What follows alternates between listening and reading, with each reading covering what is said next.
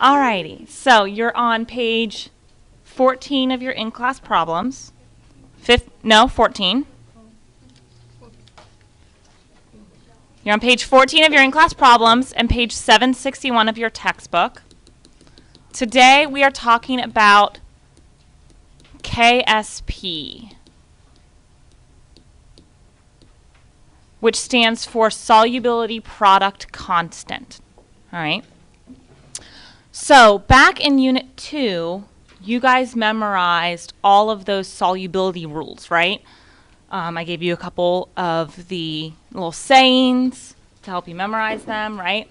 So when a substance is insoluble, that means that it is less than 0.1 moles of that substance will dissolve in 1 liter of, say, water. Okay, that's what it means to be insoluble. Now, insoluble solids actually dissolve a little bit. Okay, that's what you did in your reading in your textbook. All salts will dissolve to some extent. They're just considered insoluble if less than 0.1 mole per liter actually dissolves. Okay, so this chart here has all different KSP values for different insoluble solids. All right, and the KSP is the equilibrium constant, basically, which tells us how much of that solid will dissolve. A larger KSP value means more of it dissolves. A smaller one means less of it dissolves. So if we were ranking things like, for example, looking at the chlorides, we have lead 2 chloride, silver chloride, and mercury, this is mercury 1 chloride, has those KSP values. The mercury chloride one is the lowest value, so that means it's the least soluble. It means the least, for these three, the less amount will dissolve for the mercury salt versus the lead or the silver, okay? So we're going to be using these values, and we're actually going to calculate a couple of them first, and we're going to be using them to solve, basically, if I have a concentration of an insoluble, or if I have an amount of an insoluble solid, how much of it will dissolve. Am I still recording? The little thing that was telling me I'm recording went away. Okay, that's weird, because it wasn't gone before. Okay. I don't know how to check that.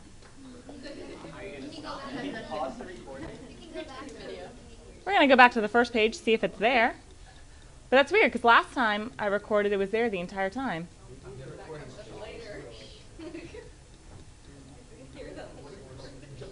Nope, it's not there anymore. Well, on my computer, I have... Let's see, what happens if I do this?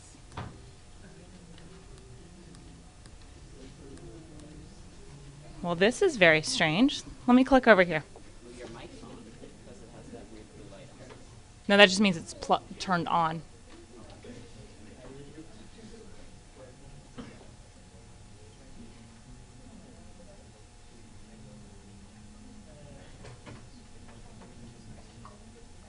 Okay, I think I'm still recording. All right, so I guess I was recording. That's weird. We'll test it. We'll see if I'm actually recording at the end of this. Good thing all of you are here today, right? All right, so let's look at our first problem. We're just going to write the KSP expression for the dissociation of silver chloride, okay? So silver chloride, AgCl, it's a solid. When it dissociates, think of it as like a weak acid. It's only going to partially dissociate in water. So we're going to use that lovely equilibrium arrow. What does it dissociate into?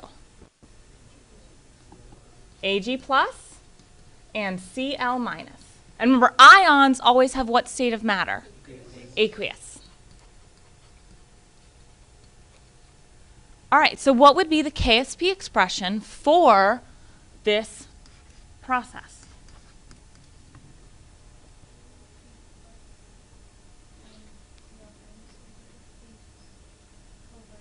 Over 1, technically. So yeah, remember this is a solid, so it doesn't go in the expression. So we only put aqueous and gas in the expression. So Ag plus times Cl minus.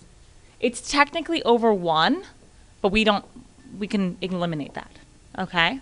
So that is my equilibrium expression, or my KSP expression for the dissolution of silver chloride in water, or the dissociation. Questions? Easy peasy. All right. So with this, we're actually going to do some calculations. So hopefully you have a calculator.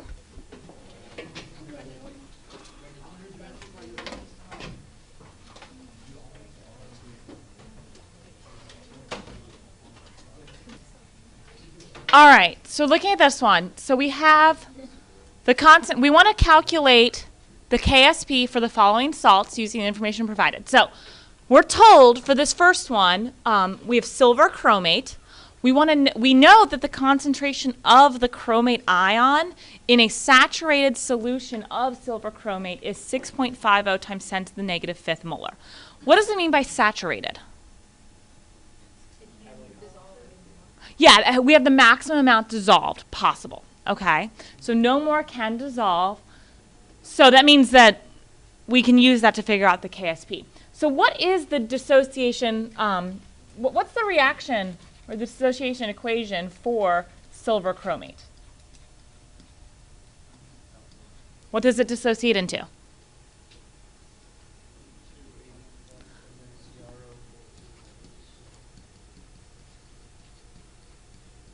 We have to have a 2 in front of the Ag plus. So you've been going so long without having to worry about balancing the reaction that now we have to balance the reaction. So all acid-base chemistry, the rest of this unit was all 1-to-1, which is really nice. This, it's going to be not necessarily 1-to-1. But this is going to still be fairly easy and simple because you're never going to have a denominator. You're only going to have 2 things being multiplied, right? And both of these are aqueous. If you leave off the states of matter, I'm not going to get upset with you. No. Unless it specifically states to include states of matter, yeah, it's fine. So we're going to write a rice table. We're going to make a rice table of this.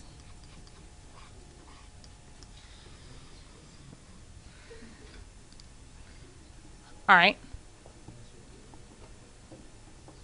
What information can I provide about the solid?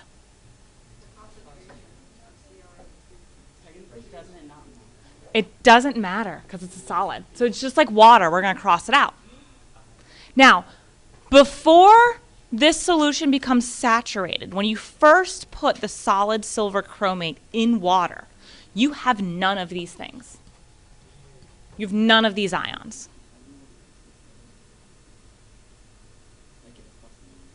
Well, if you have none of this side, it's going to have to go to that side, right? So we're still going to have, so plus for silver, what will it be? Plus 2x. And then for chromate, it's just going to be plus x. So silver will be 2x, chromate will be x. Now let's write the equilibrium expression for this reaction. What is it?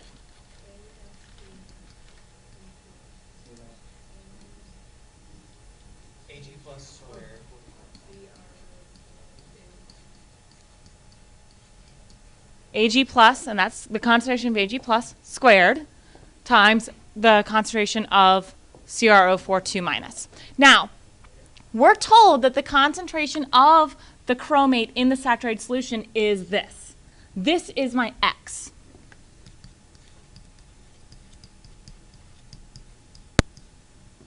All right, so now to solve for KSP, we have 2x squared times x. Can we simplify that? What is 4x cubed? Because the square is outside the 2 is inside the parentheses. So that is 4x cubed. So then we can actually just plug in. So 4 times 6.50 times 10 to the negative fifth. That's going to be cubed, and then times 4. to get our KSP value. And it's not going to be exactly what's in the chart. Maybe this wasn't at the same temperature that the one in the chart was measured at.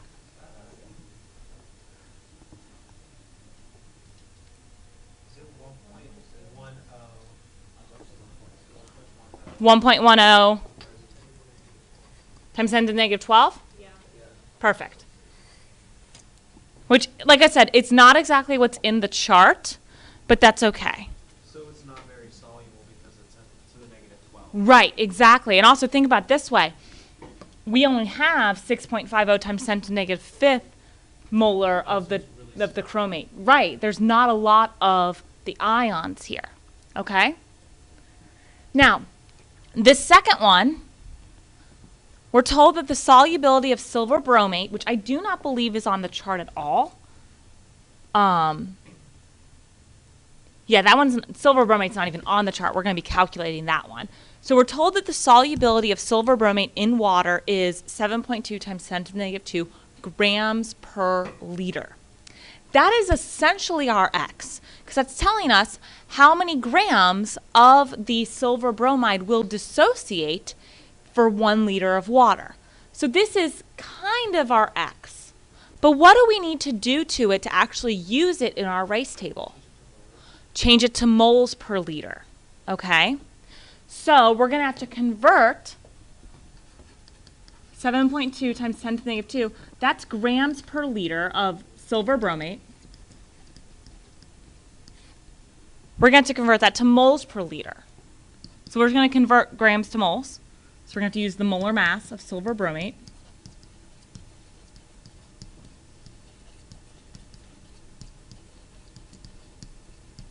So somebody calculate the molar mass of silver bromate for me.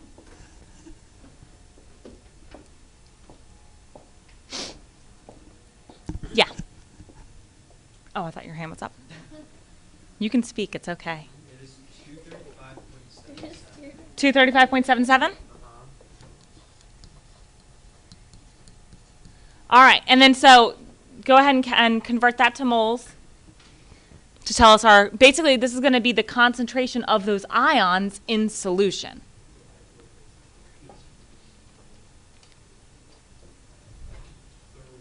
So it should be 2 sig figs, right? Yes. 3.1 times 10 to the negative 4. And that is our X. And that's molarity. Yeah, or moles per liter, either one. All right, so now let's write our, let's fill out our rice table. So we're going to have silver bromate, which is a solid. That is dissociated into what ions? Ag plus and BrO3 minus. All right, what do we do with AgBrO3? We don't care about it. It's like the peasant water.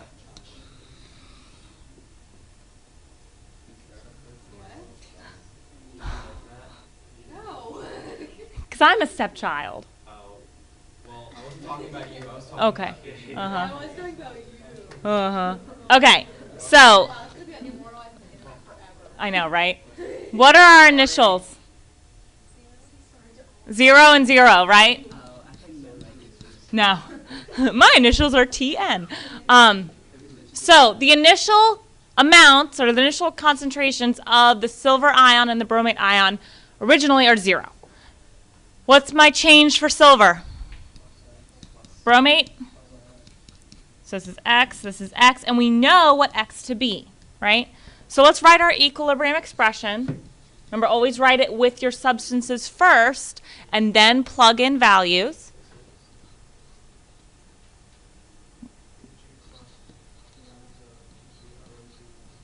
So KSP is just x squared.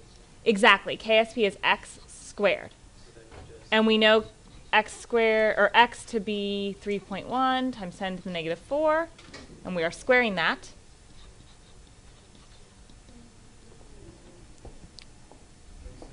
we only have 2 sig figs again. Yeah. So with this one, or with the no, yeah, only 2 sig figs. Because it's 9.6 times 10 to the negative And just like before, KSP doesn't have any units, just like K, KA, KW, KB, KC, KP. None of them have any units. So, what would be considered something that has, what would a KSP that has a good dissolving rate be? Would it be like to the -1 power? You mean like, so the, Something that is guys, shh, the KSP of a substance that we would consider to be soluble would be greater than 1. Okay, so it wouldn't have any scientific notation, or if it did, it would be negative. Right, Okay. right. So this is still very. Yeah, this is fairly insoluble. Yep. All right. So now we're going to do some problems where we're just given the KSP, finding out what the concentration of the ions in solution would be based on just the KSP. All right, are we good here? Okay. Alrighty, so we are going to calculate the solubility of the following compounds in water. So solubility, that's going to be our X. All right, now, unless it specifies to give solubility in a specific unit, just keep it in concentration. You can keep it in moles per liter. And like I said, unless it specifically says what is the solubility in like grams per liter, you don't have to do that mole conversion at the end. Okay, you can leave it in moles per liter. All right, so we're given these compounds. We're going to write the Rice table, or we're going to write the dissociation, fill in our Rice table, solve for X. Where can you find the KSP values? In the chart in the textbook on page 761, right? All right, so when both of these are solids. When BaCO3 dissociates in water, what does it dissociate into? Ba2 plus and CO3 2 minus. So that's my R. Just like before, we don't care about the solid substance. The amount of it doesn't matter. All right. Initially, what are my concentrations of my ions? 0 and 0. What are my changes? Plus X, XX. All right. And now we can write the KSP expression. What is my KSP expression?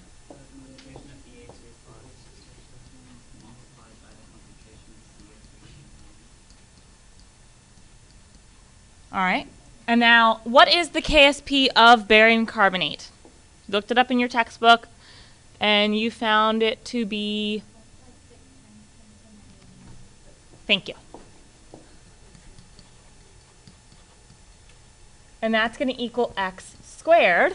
So we're just solving for X.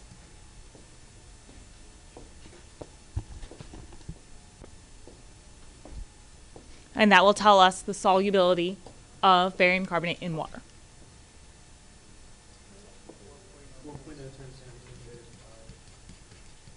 What are my units? Molar, or moles per liter.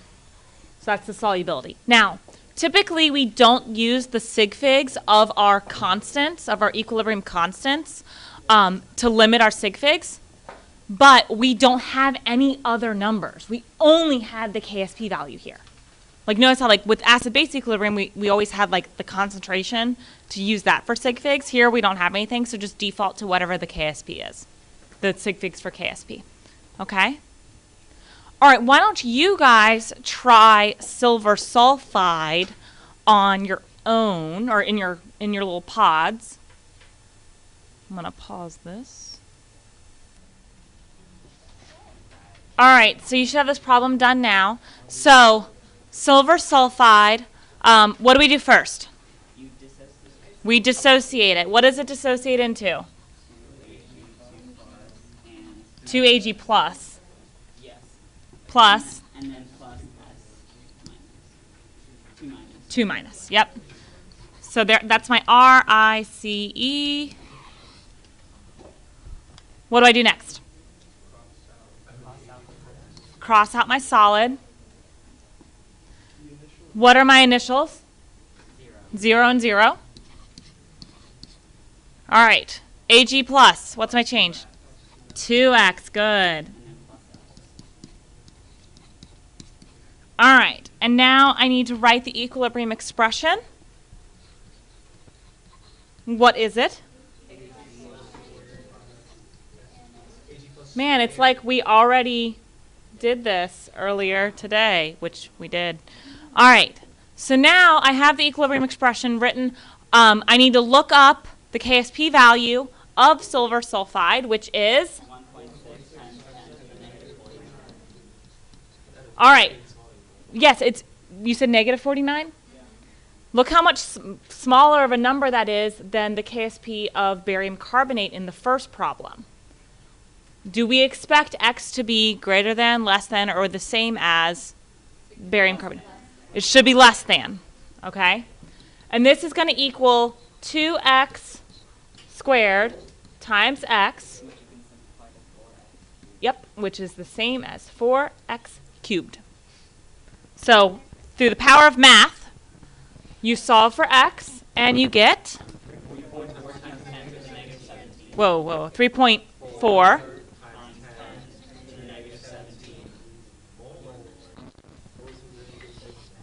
Or moles per liter. I don't care if you write a big M or moles per liter. All right?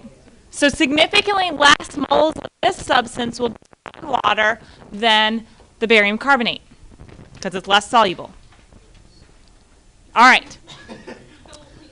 So the next set of problems is if we have an insoluble compound that we are putting in a solution that contains one of those ions. So the same insoluble compounds for number 21 than we had in 20, barium carbonate and silver sulfide, but they're being dissolved in solutions that contain, in this case, the cation. All right, because remember, barium nitrate and silver nitrate, these are soluble, very soluble compounds. You know they're soluble because all nitrates are soluble. We memorized that back in Unit 2. Also, you're not going to find a KSP value for them. All right, and remember, on your test and on the AP exam, you're not going to get the whole chart. Instead, for this type of problem, I would give you the appropriate KSP values in the problem, just like I've always done with KAs and KBs and KCs and all that stuff. Okay, unless I'm asking you to solve for it. Okay? So, our rice table, our reaction is going to be the same. Barium carbonate dissociating into Ba2 plus and CO3 2 minus. But what's different is my initial concentration of barium ion is not 0 anymore. It's 0.5 in this case. Carbonate's still going to be 0 though, because the solution only contains barium ion. Okay? So we still have a 0 on the product side. So the reaction is still going to drive to the right to increase the amount of carbonate. So this is still going to be plus x, and this will be plus x. So 0.5, 0, 0, plus x, and x. Now, let's write our KSP expression, and then we'll talk about this plus x. Okay?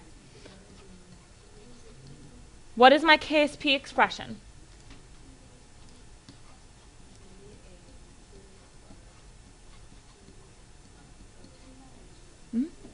Exactly.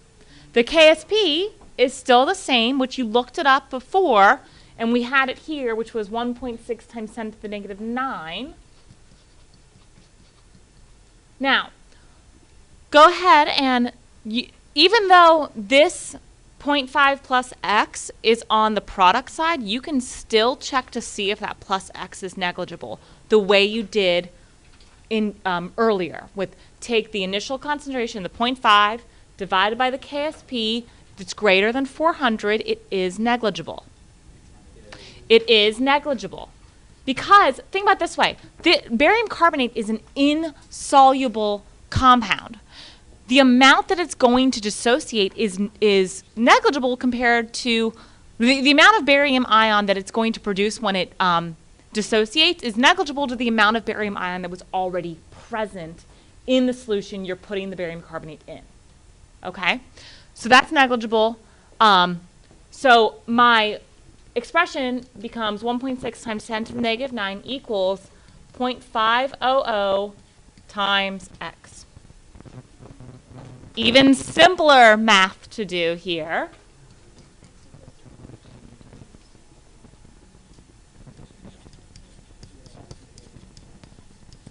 X equals 3.2 times 10 to the negative 9 molar. Oh, yes, we do. What was it? What was the end of it? Okay, so it'd be 3.20. All right. Yes, we would have to worry about sig figs because we were given a concentration. Good. Thank you, Anirudh. So, notice. Now, let's compare this to the solubility of just barium carbonate in water, which you calculated here.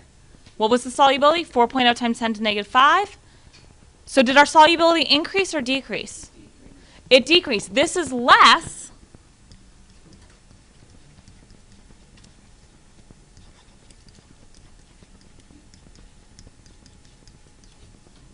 than barium carbonate in just water. Now let's think about why.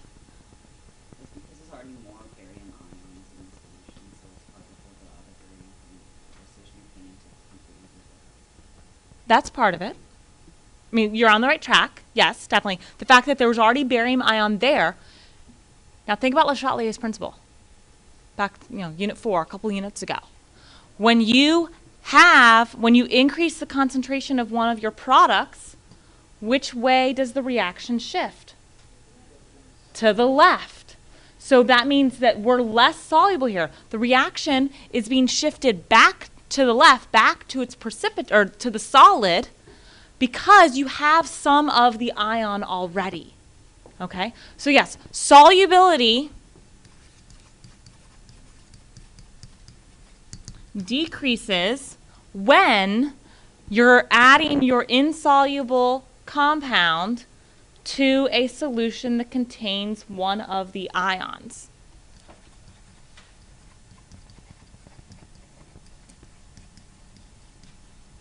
I should have changed colors.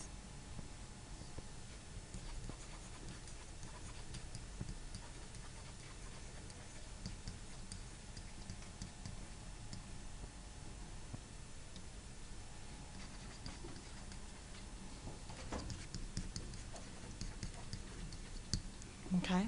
And that's going to be the case for everything. So with the next one, with the silver sulfide, which I'll let you guys do in a moment, we're adding it to a solution of silver nitrate that has a concentration. So do we expect the solubility for 21B to be greater than, less than, or equal to 20B? Less than. The concentration of this is going to be less than silver sulfide in pure water. So it should be less than 3.4 times 10 to the negative 17. All right, so go ahead and take a moment and calculate that, and then we'll go over it.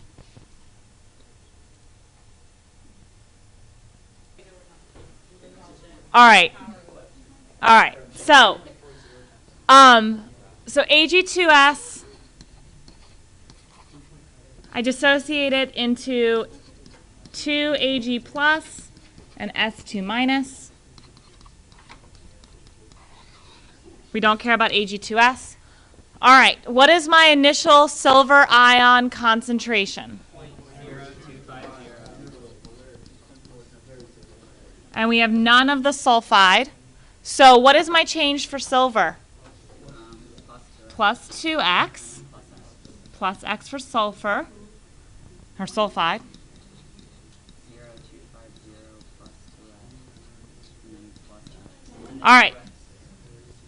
So, what's my equilibrium expression?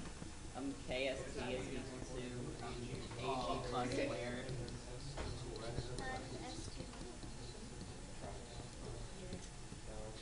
All right. So, my KSP value is what? 1.6 times 10 to the negative 49.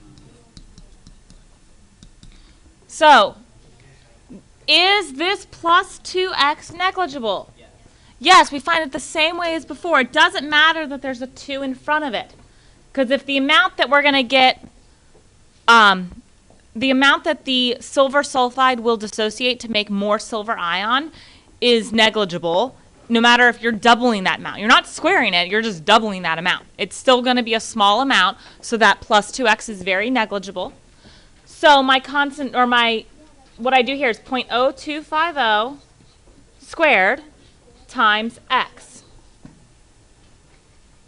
So we just need to do the math here, and we'll get x. Again, we predicted this to be less than the solubility of silver sulfide in water. Is it less? When you did your math, does it end up being less than when we got for 20b? 2.56 times 10 to the negative what? Good. And yes, that is much less negligible, or it's much smaller, because it was negative 19 before, right? Negative 17. Close enough. All right. Questions?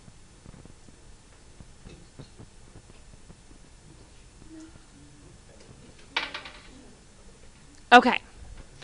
We're going to do one more problem with KSP, and then we'll spend some time doing some practice problems and stuff like that, okay? So, our last problem with this is actually the application of KSP. Instead of just straightforward stuff, this last problem's a great question. I love this question. All right. So, we have a 45 milliliter sample of 0.015 molar calcium chloride, and that is being added to 55 milliliters of a 0.010 molar sodium sulfate solution. Is a precipitate going to be formed? Okay, we're going to have to do some math to figure that out. And our answer, we're going to explain it and show a calculation. Well, let's first write out the regular baby chem double replacement reaction that is occurring here. All right, what are my reactants? Cl2, and that's aqueous because we have a solution. We're reacting that with sodium sulfate, which is Na2SO4, which again is also a solution. This is just a regular reaction. It's going to drive to the right. What are my products? NaCl, which is aqueous. We know that because it's salt. It's sodium chloride. And I'll get there. CaSO4. And yes, there'll be a 2 in front of NaCl. Thank you, Jacob. And Grace. So, what state of matter does calcium sulfate have? Solid, based off of your solubility rules that Sully can bag hags pretty badly in Sri Lanka and Argentina. It's the can. So this is a solid. This is my precipitate. But we're going to do math to see if it's actually going to form using KSP. Because we have to figure out if the concentration of the ions that we added, the calcium and the sulfate ions that we added, are enough to drive it to form the precipitate. Okay? So, our reaction, our precipitate dissociation is CaSO4, and again, that's a solid. It's dissociating into Ca2 plus, aqueous, and SO4, 2 minus, aqueous. So we want to know, is there enough of these two substances to drive the reaction back to the left to cause the precipitate to form? Or is there too little of them? Okay, so let's first do some math to figure out the concentration of these two ions after the reaction is done. So in order to do that, what type of math am I going to do? Not a rice table, not there yet. Kind of stoic. There's a shortcut though. M1V1, perfect. We're going to do M1V1 for both of these. Okay, so for the calcium ion, the initial concentration of my calcium substance is the calcium chloride, the 0.015 molar. And what volume of calcium chloride did I add? 45 milliliters. We're solving for M2. What is my total volume? Whatever 45 plus 55 is, which is 100.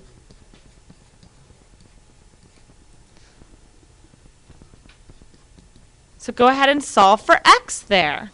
That's an easy x to solve for.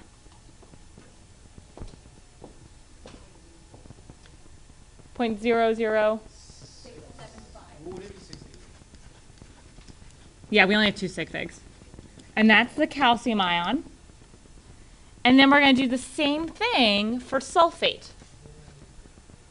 My initial concentration was 0.010.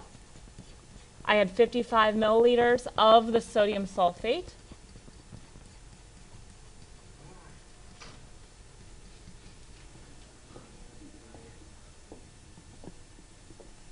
So what is that? I think it's 0.0055. And that's sulfate ion. All right. So we basically have, like, these are the initials in my rice table. Okay? So we want to know, is there enough to drive it back to the left? So let me set up my rice table. So we have CaSO4 goes to Ca2 plus SO4 2 minus. We don't care about this. We have 0.0068 of this and 0.0055 of this. So what we need to do is figure out my C. We need to figure out, is this going to increase? Are these going to increase or decrease? What do I calculate to figure that out? Q. We have to calculate Q using the initial concentrations of these substances. Okay? And now remember, and we compare that to the KSP. Where can you find the KSP? In the what? Oh, I thought you were trying to say in the rice table, and I'm like, no, it's not in the rice table. So yeah, it's in the textbooks, in the chart, or it'd be given in the problem if this were a test question. So what's my Q? Well, my Q is going to be the initial concentration of calcium sulfate, or sorry, not calcium sulfate, calcium times sulfate. What is that?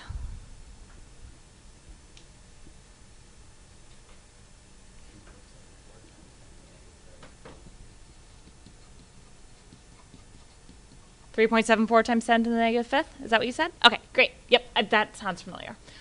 So now we compare that to the KSP of calcium sulfate. What is the KSP?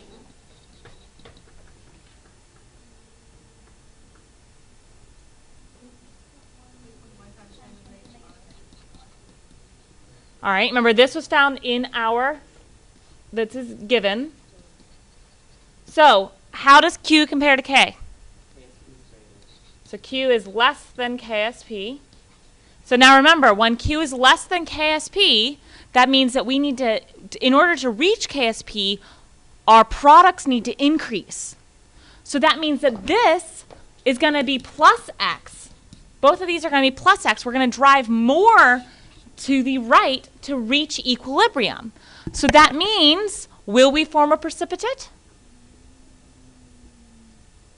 No, a precipitate will not form. It has to drive to the left. Exactly. In order for a precipitate to form, Q needs to be greater than KSP in order to drive it back to the left to cause that formation of that solid. So no precipitate. Let me write that down and then I'll answer questions. We don't have to finish the rest of the problem. Nope. Because the question was, is a precipitate expected? All right. Because Q is less than KSP, so formation, I didn't leave myself enough room, of product, which are my ions, is favored. Okay, questions? So if we get a problem like this, we're not going to have to. If will we ever have to solve? Be like, what would be the well? You could easily figure out what the final concentrations would be. Will we? Maybe. Okay. You act like I've written the Unit 6 test already. Have you? No. Oh. Okay. Are there any other questions? All right, then I'm going to stop the recording. Bye, internet. Like, I think I'm going to stop. I don't think I'm going to. So.